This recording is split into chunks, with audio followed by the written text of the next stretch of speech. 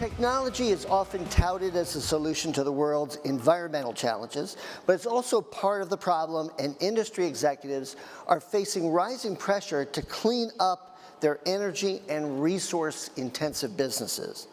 And to evaluate the environmental cost of tech and how to minimize it, please welcome experts Bai Bo, David Yang, and Dao Zhang, with Fortune's Michal Levram. Thank you.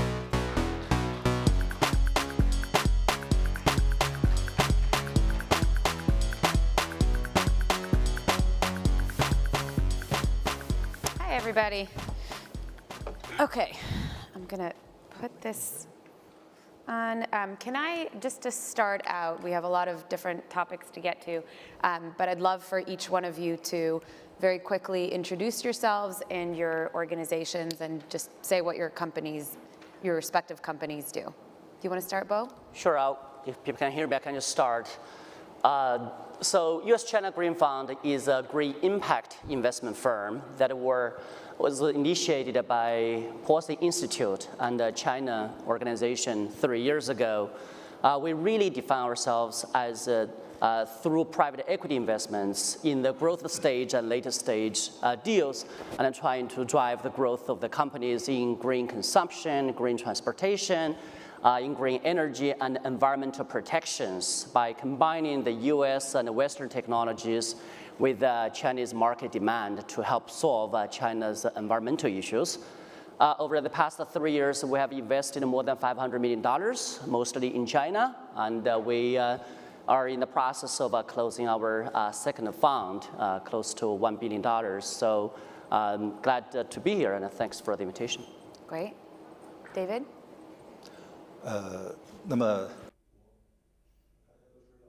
You all know today is 8th of November.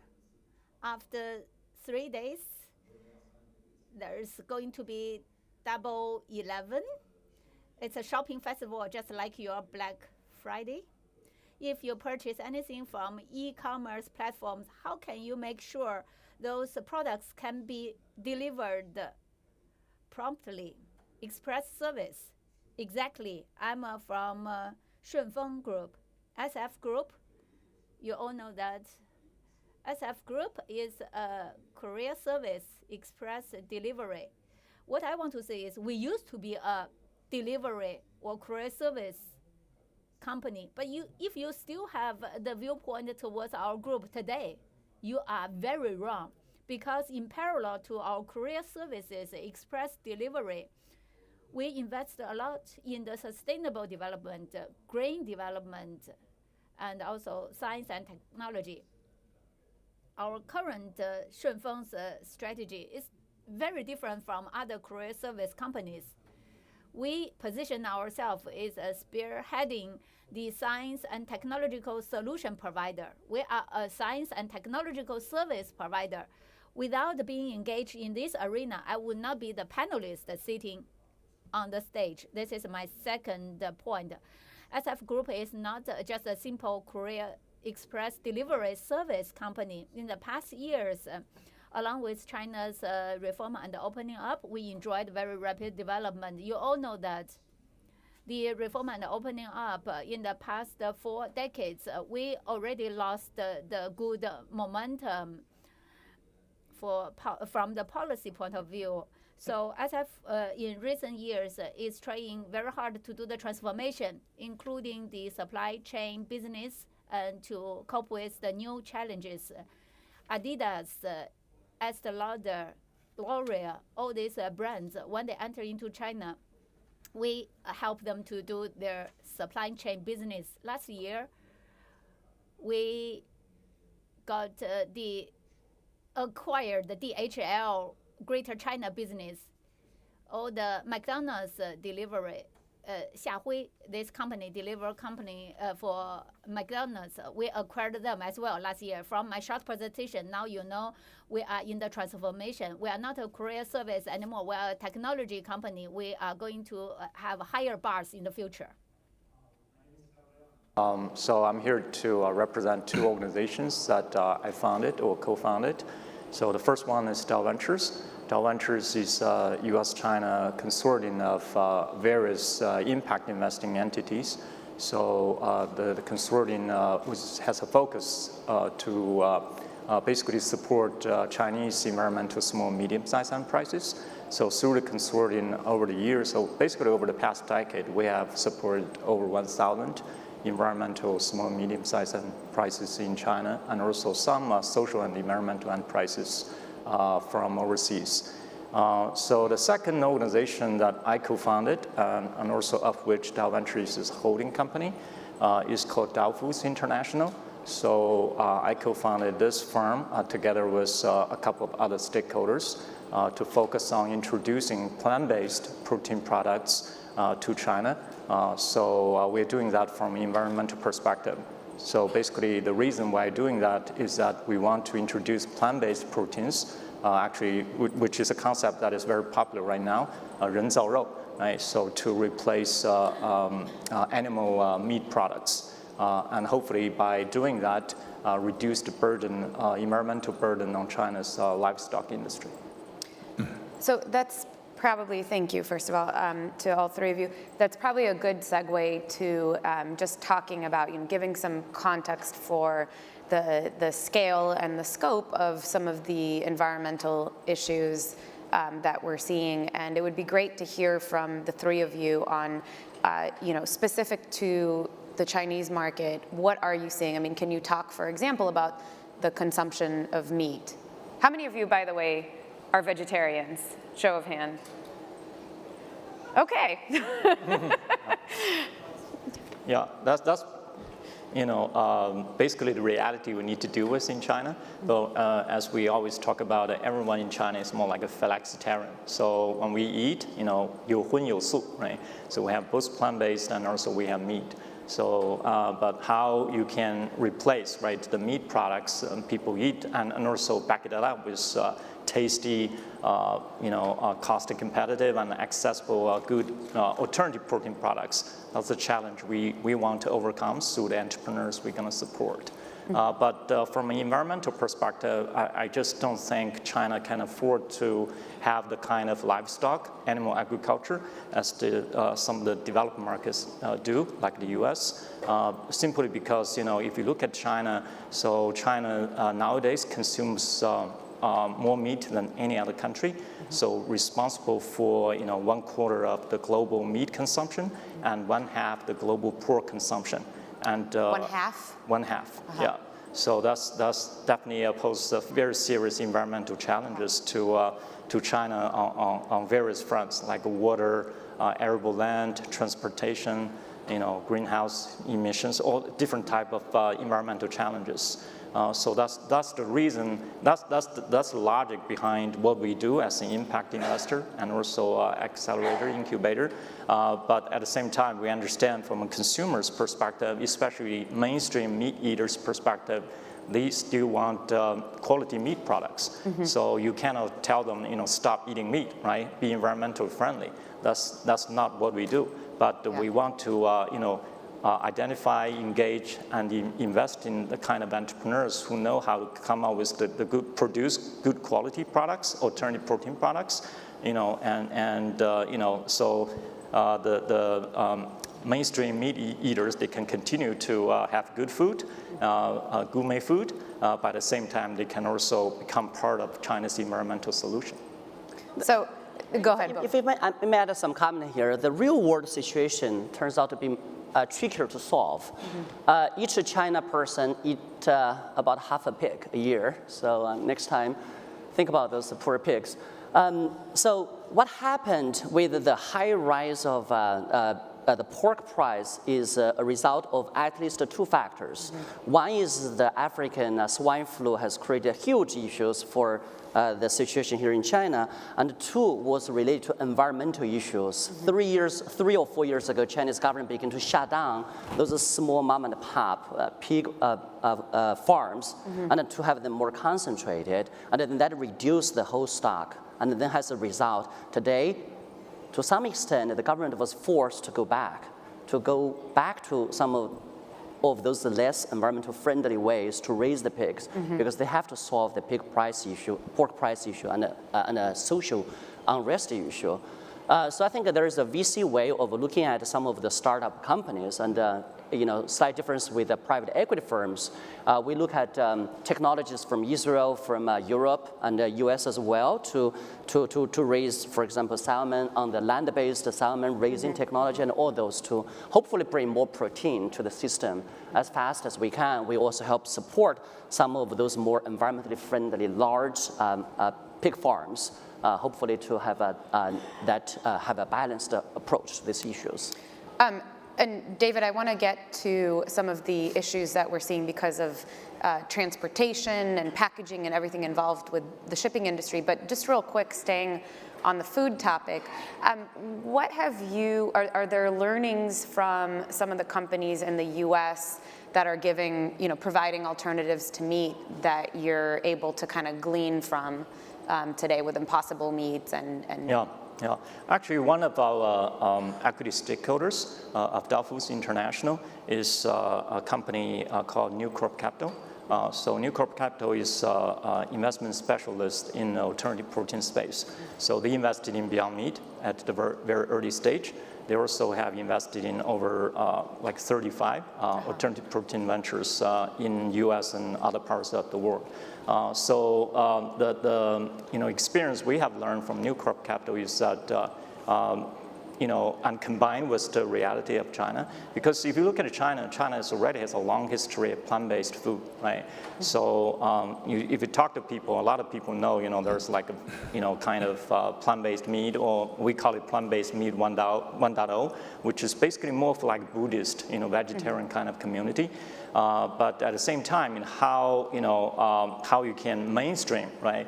Mainstream the kind of, we call it like a plant-based food 2.0 or 3.0 to meat eaters. So that's the challenge we need to overcome, through the entrepreneurs we support. So that's why, so when we go out look for entrepreneurs, so Dow Foods basically, just a quick background on Dow Foods, was set up like 2 years, almost 3 years ago. So we spent basically a year just doing feasibility study on this sector in China. So and try to explore the right pathway to help mainstream plant-based food in China. So basically the right pathway, as far as we can tell, is to nurture and identify and nurture the right entrepreneurs to do that. And that's why, but at the same time, the right entrepreneurs, like the U.S. entrepreneurs, like Beyond Meat, Impossible, still few and far between in China right now. So it's this very nascent kind of sector. So that's why we thought actually we are planning we just launched the boot camp like last August, multi-city boot camp for plant-based entrepreneurs to promote sustainable development of plant-based food in China, entrepreneurship in China. And first we did the first one in Shanghai. We're planning to do the second boot camp for plant-based entrepreneurs in Beijing on December the 12th.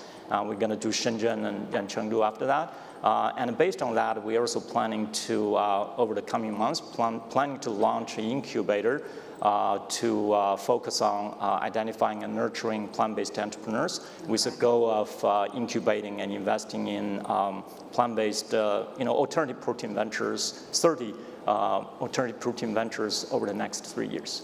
Okay, great. David, I won't ask you about pork, I promise, but can you talk a little bit about, again, just going back to giving some context for the scale of some of the issues that we're seeing, partly as a result to this very robust e-commerce and delivery, ecosystem that we have now. Can you quantify for us some of the issues with packaging, with emissions from transportation, and any other environmental issues? Actually, you may not know, I started 2015 January. I stopped eating pork. I was thinking maybe because I did not eat pork, I won't have any opportunity to discuss furthermore, but now it's my turn. So the topic I like to talk about is that every day obtaining so many express delivery. Every consumer may have noticed while receiving that there are many boxes, tapes, filled in stuff. Express delivery in China contributed half of the global total. Every year, about 100 million pieces, but China is 0.5 billion pieces or parcels. So the government members last year put up a proposal about the over-packaging of the express delivery industry. But for us, practitioners in the industry, we're very clear. Actually, the one you received, they're already what called the primary packaging. Before we do our packaging, there's already pre-packed. But for the secondary packaging by us, the total number, quantity 2017, whole year, it's about 40 billion parcels that year in China. The plastic bags is about 8 billion plastic bags. Paper boxes, 4 billion. In the process of packaging, we use a lot of different kind of fill-in, it's about 46 million ton of stuff we have to put in the box to make sure the glasses, the things won't break. So this is a huge number, astonishing number for us. Secondly, if you look at this industry again, when we use transportation vehicles riding on main road or branch road, or in the countryside, or in the city to your doorstep, they burn gas, diesel, as the transportation or vehicle every year in China. For carbon, it contributes 21% of carbon emission. So from us, practitioner, we are very concerned about this. Starting in 2016, my company, SF, established a packaging lab.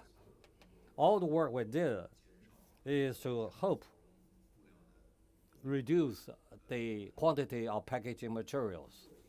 We did a recycler packaging box. You do not need to fill in any stuff.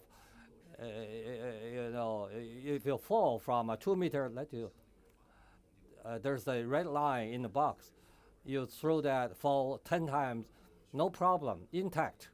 So we have already input into the market 600,000 boxes like this. So each one can be reused 50 times. So 1 year we can reduce 25 million paper boxes with all its stuff inside. We also use the paperless order sheet, paperless. So in this process, we save a lot of ink, paper, we reduce the waste in this way. SF Group every year manages to reduce the usage of paper close to 100,000 tons. At the same time, we are also in the process of R&D of other means to make our plastic bags. 40% of the plastic bags are in this kind of a new type, so we have done a lot of work in this area. So we can degradation, so is the word, which can be degraded, the plastic bags. The government is advocating energy-saving vehicles. We are in the process of replacing the old cars with new energy-saving cars. Everything you said, thank you. It's interesting because your company started as a courier service basically, and then kind of transformed to meet this opportunity. For the two of you, Bo and Tao, you're seeing opportunities as well. We've we've seen over the last decade and a half, or even beyond that, quite a lot of investment in clean technologies and green tech, and a lot of those failed, at least in the US, but also abroad to some extent. So what's different this time around for each of you, and how do you make your investments more wisely, hopefully today? I'll use the recyclable packaging investment area as a follow-up, and then to demonstrate what we're doing differently now compared to about 10 years ago in that clean tech 1.0 time horizon. So the recyclable packaging has been great, and then it helps tremendously on the environmental issues, but the challenge is overall the cost is high. And then part of the reason with the overall cost high was because of the loss ratio of recyclable packages are high, and also the turnaround rates are not sufficient. And hence, whoever deals with it has to suffer higher operation cost if you go down the environmental protection side. So the question always surrounding green investment is, can you make something sustainable not only environmentally, but also commercially? So that's this time go around, I think the Green Fund, the Green Impact Fund has a tremendous opportunity. We invested in a company that has started working with Shunfeng as we speak. They developed this IoT system to put on their manufactured recyclable packaging operation system, as well as they manage the whole operation system so that they know exactly every single boxes, whether it's used for flowers or for car components or for oil, where they are and how they get transported, and then how they get recycled, washed, and then reused. By doing so, they were able to reduce the turnaround rate by substantially by half and reduce the overall cost. So we got more customers to adopt this technology of recyclable, trackable packaging solution, not because of they're more friendly, but because they're lower cost for those customers. Now, that's where we found very different this time go around is a lot of this technology has become so mature compared to before. Cleantech 1.0, at that time I was in New York. We are more venture capital approach. We back technology company from lab to commercial exercise, and those companies tend to have a higher capital intensity to move to the large scale, and it's easily $100, $200 million, $300 million range. That's just unbelievable amount of money for venture capital to try that, and the incumbents are very strong. So what we're doing differently this time is we have a whole bunch of growth capital private equity firm. We are incorporating not only this hard process technology, but also the IoT technology, the artificial intelligence technology, more of 5G technology into these solutions to reduce the consumption of resources, to improve the efficiency, to reduce the environmental impacts. This is not only in the packaging solution. We have a company doing artificial intelligence parking for Beijing that solves a lot of those transportation issues faced by the traffic jam caused by hard-to-find taxi. Well, a lot of those solutions actually can potentially work. Okay, and real quick, we have 30 seconds left. Yeah, so basically for us, what we do differently is that we always trying to, kind of look for the paradigm shift kind of companies. So like for example, what we are doing in a plant-based alternative protein space is that we're looking for game-changing companies. I think that's key because, you have to, you don't, just you have a problem, then you come with a Band-Aid solution. You always, cannot catch up with, the problem that you need to deal with, right? So for us, we want to, like we talked about at one of the panels yesterday, I think it's healthcare panel, you need to be preventive. How to do that, you need to look for the game-changing kind of entrepreneurs to support. But at the end of the day, the reality with entrepreneurs is that some of them will fail, right? Yeah. But even if they fail, if they create some kind of impact, or even kind of some role model for other entrepreneurs to follow, to model on, I think that's still good impact. Okay. From our perspective. Yeah. Tao, David, I'm sorry we are out of time. Bo, thank you so much for being here, and maybe next year we'll get to have some alternative pork to serve to everybody here. So thank you guys very much. Thank you. Thank you. Thank you.